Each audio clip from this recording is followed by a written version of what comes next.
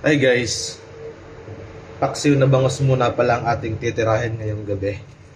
So lagan lang natin ng rekado. Simple lang naman ako magawa ng paksiw. Lagyan ko lang bawang sibuyas, tapos luya. Yan lang. Tapos lagan ko ng asin. Then tubig. May isang tasa. Tapos lagan lang natin ng pamintang sakto lang ang durog, wala kasing buo eh. Tapos lagan natin ng suka.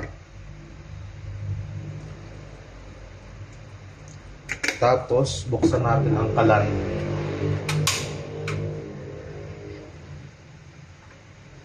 Tapos takpan lang natin siya about mga 20 minutes hanggang kumulo. Okay, nakulo na. Tikman muna natin.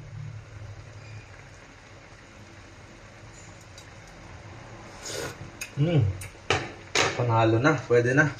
Lagyan lang ko lang ng konting magic lang. Tapos lagyan ko pa ng isang pamintang durog. Tapos isabay ko na to siling haba at isang siling pula. And then ilagay ko na din tong pechay dahil wala akong okra or talongkay na sa talipapa, kaya pechay na lang ang binili ko. Tikman natin kung masarap. First time ko itong gagawin. Tapos pakuluan ulit natin ng mga 3 minutes bago tayo patayin ng apoy. Yun, ayos na. So pangwakas natin, lagan lang natin ng cooking oil.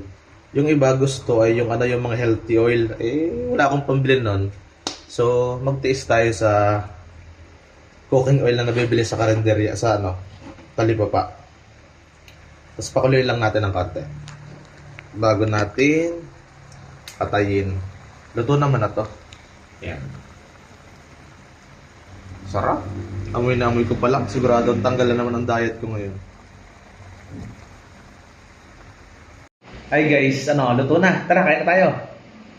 Paksiw na bangos na may pechay. First time ko magluto nito. Ewan ko lang kung masarap. Wala naman ako nilutong hindi masarap eh.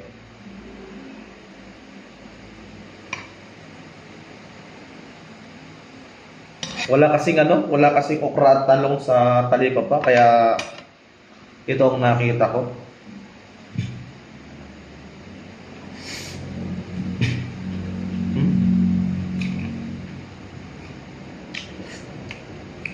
Sarap. Wala na naman akong diet ngayon.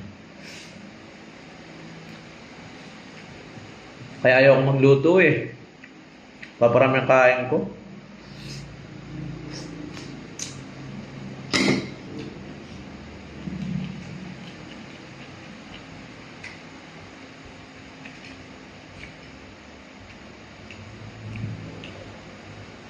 Sarap pa ng bangus.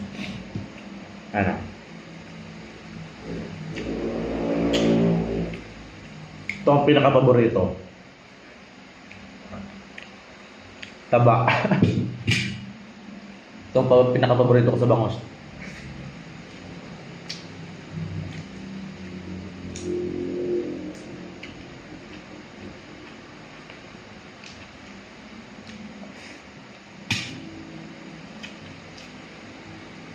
Sarap naman yung pechay.